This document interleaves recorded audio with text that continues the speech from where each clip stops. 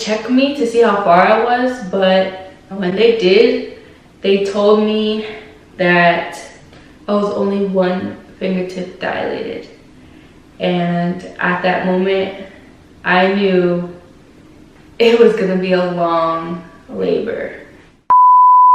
I'm back with part 2. This is gonna be talking more in depth about the actual delivery process and how everything went for me.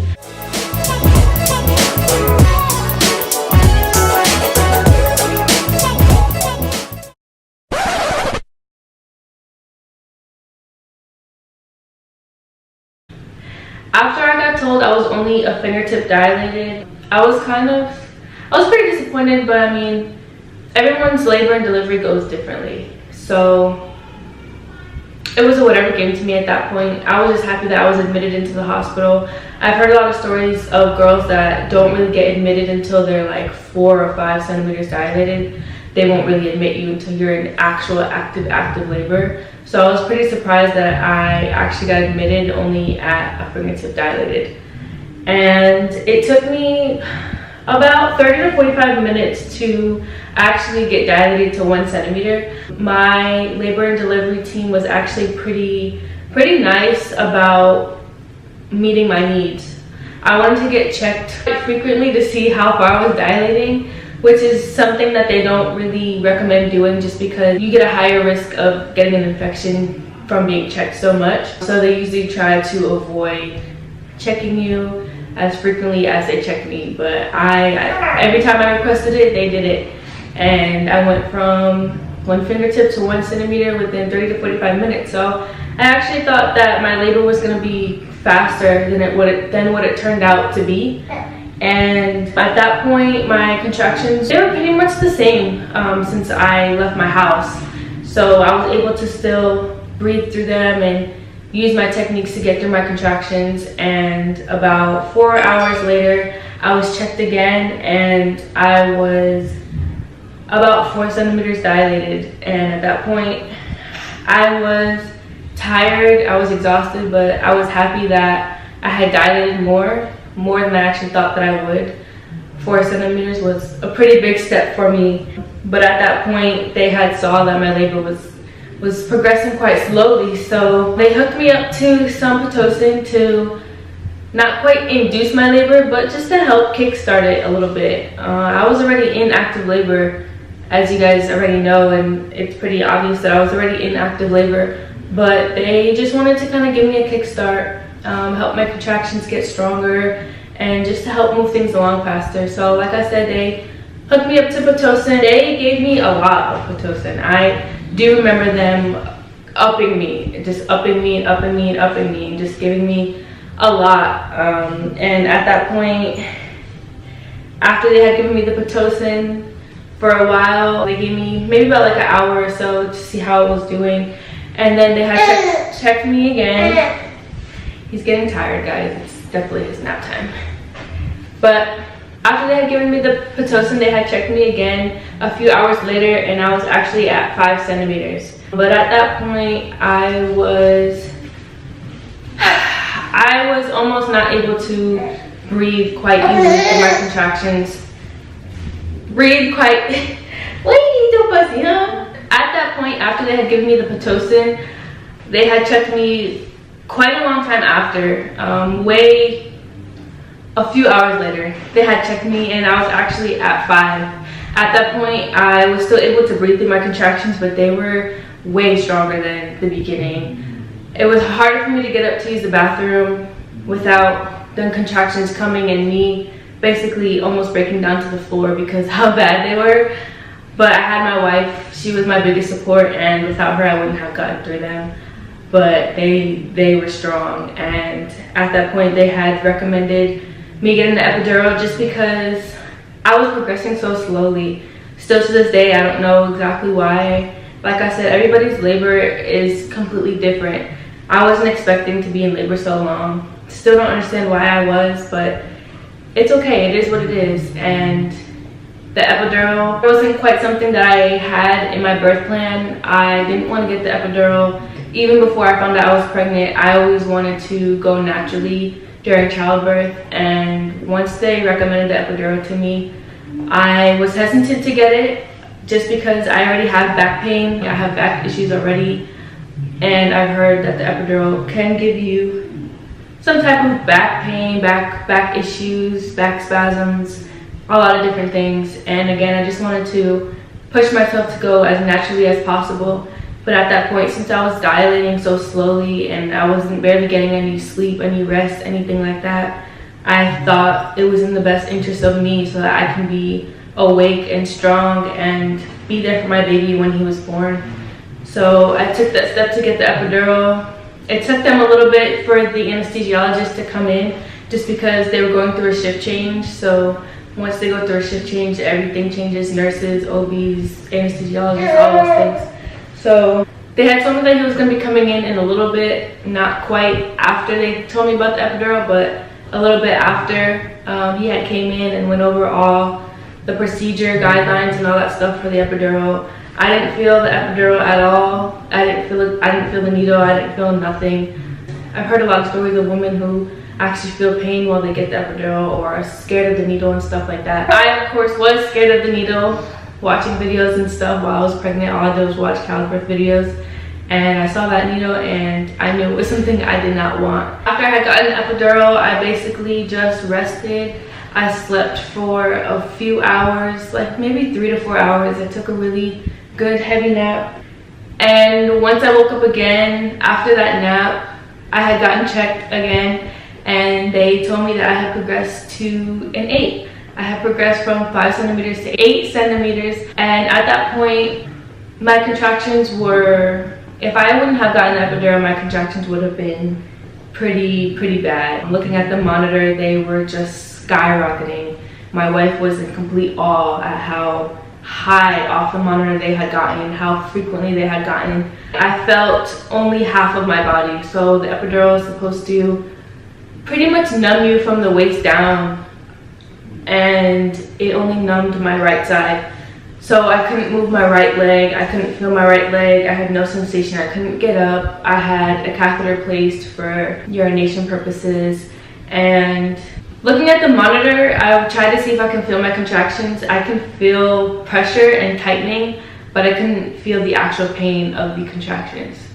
Since I can only feel half my body, I was worried I would be able to feel everything during the actual birth process. I didn't know if I would feel on one side and not the other, or if the epidural was actually numbing my lady part the way that it was supposed to. I was just pretty worried that I would be able to feel everything, but at the same time I wasn't too concerned about it because I wanted to go naturally already. So I was pretty prepared to feel my son being born. We're about 18 to 20 hours into labor, and I remember getting the worst pain in my butt. Ladies, if you had a baby, you probably know exactly what I'm talking about. I did not wish this on nobody. I was crying like the biggest baby because of this pain, but I don't regret it at all. That pain was literally the worst. It wasn't only a pain where I felt like I needed to use the bathroom. It was just, I literally felt like my son was gonna be born out of my butt. The pressure and pain in my bottom was so bad. I don't know how I felt that. I don't know if the epidural is supposed to take that pain away as well, but let me tell you, I felt it. And like I said, I cried and cried. I cried to my wife so bad. I remember squeezing her hand. I remember her telling me like, it's okay, this is normal, you're supposed to feel this. But I told her, this can be normal, but this is no joke, and I feel like I need to push. I feel like my son is gonna come out. He's down there, he's coming out. Like, you need to get a nurse or a doctor or something. And after just a few minutes of convincing her that she needed to call somebody into the room, the nurse came, and I explained the pain to her and everything, and she checked me again. She had told me that I was a 10, I was ready to go, I was ready to push, and I had told them I knew I was ready. That pain just lets you know that it's time. And I knew I was going to be ready to push. I knew I was going to be dilated because of what I was experiencing. No one had to tell me it was ready because I knew I was ready to go. I remember my OB walking in and pretty much confirming that he was crowning. They can see his head, and then she had left the room to go, you know, get geared up, get ready, get all that stuff. And I did the trial push with just the nurse, and my first trial push was a strong one, and she had no doubt, no worry that I was ready to push and that I was pushing the proper way. There's actually a certain way you're supposed to push when you're giving birth. You're not just pushing.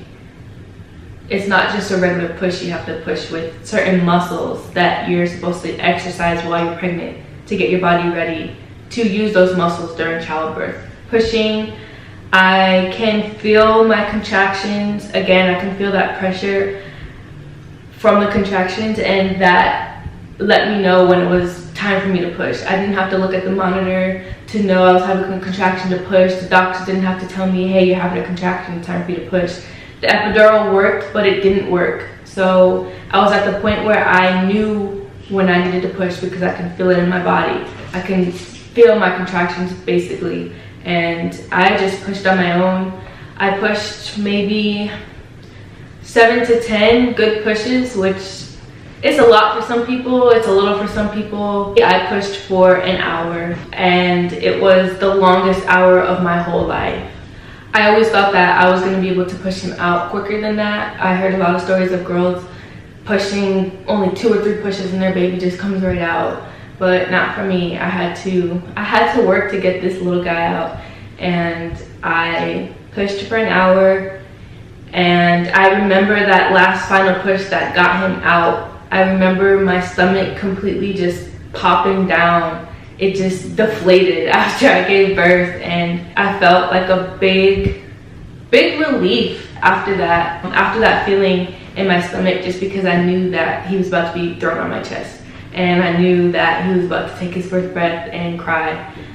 When he came out, he didn't quite cry like most babies do. They put him in my chest, and I didn't even know what to do. All I did was just completely break down crying, and I could not stop crying at the fact that he was finally here. He was on my chest. I didn't expect him to feel the way that he felt.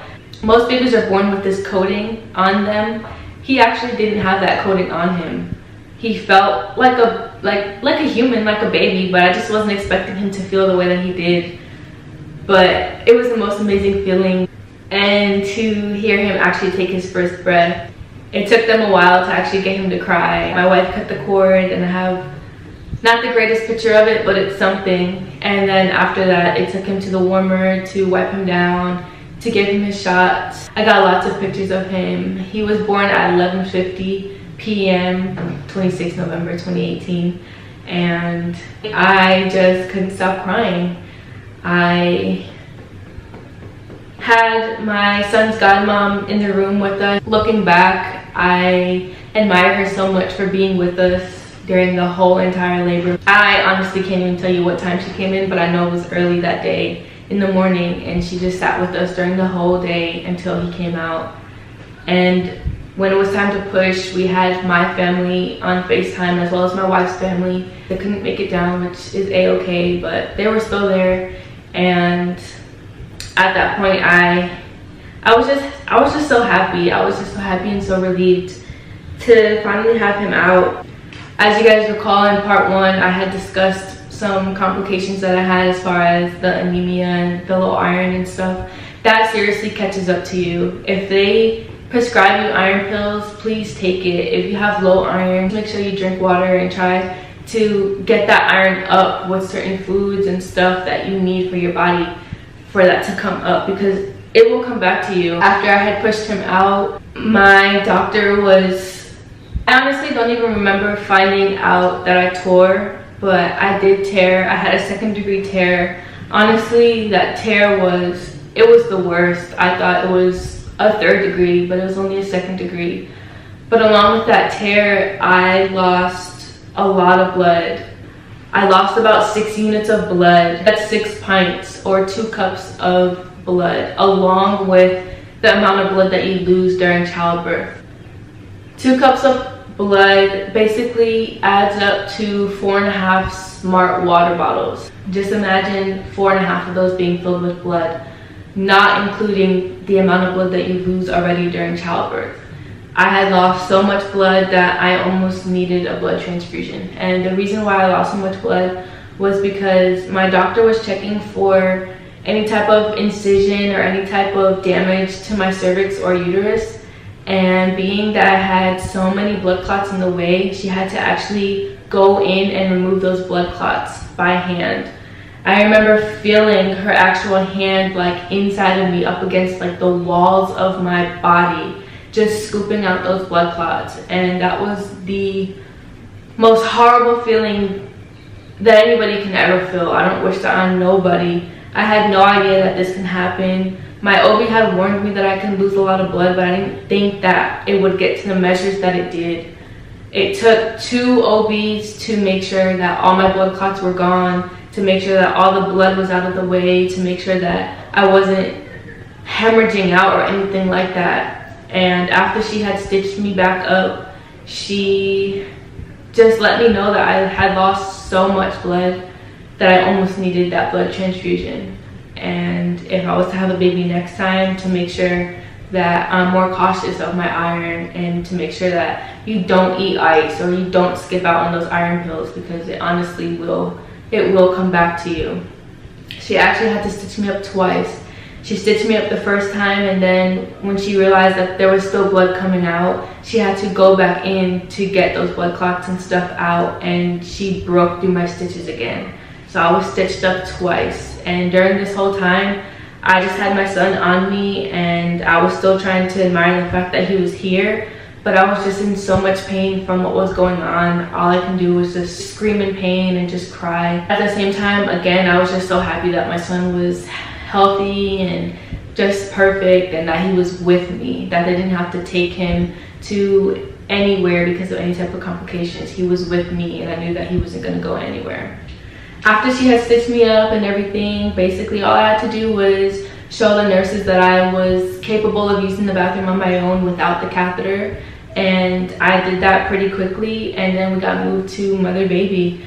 After that, being in mother baby, basically we just did a lot of skin to skin, getting rest, eating regular food again. I had gone 22 hours without eating, and I was just so hungry. I ate anything that they gave me at that point.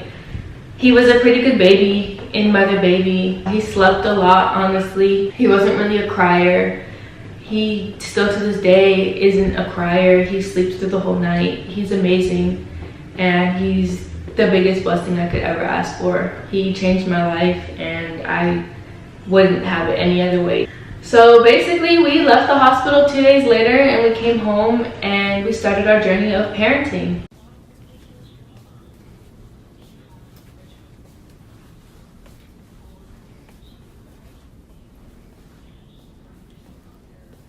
If you guys want to see my postpartum body, I'm about to be 6 months postpartum. If you guys want to know about my postpartum journey, about my healing, because of the tear, about how my body is after the epidural, all that stuff, just let me know. I don't mind making these videos for you guys. And if you guys want to know how my son's doing, I can also do like a mommy and me video. So just keep communication open. Just let us know what you guys want to see. Opening up on YouTube about this, it's not easy, but at the same time it's worth it. I love sharing my experiences with people, just so you guys can relate or have someone to relate to, have someone to talk to. I'm always here to talk to anybody, especially the mothers out there who's breastfeeding or about to have a baby, or already had a baby who's already in the process of recovering. Please feel free to reach out to me. I would love to speak with you guys. But that's it for my labor and delivery story. If I missed anything, just make sure you DM me, and I can definitely get back with you guys or answer any other questions in another video. That's it. So I hope you guys enjoyed. Make sure you leave a like. Make sure you leave a comment down below. Also, don't forget to subscribe.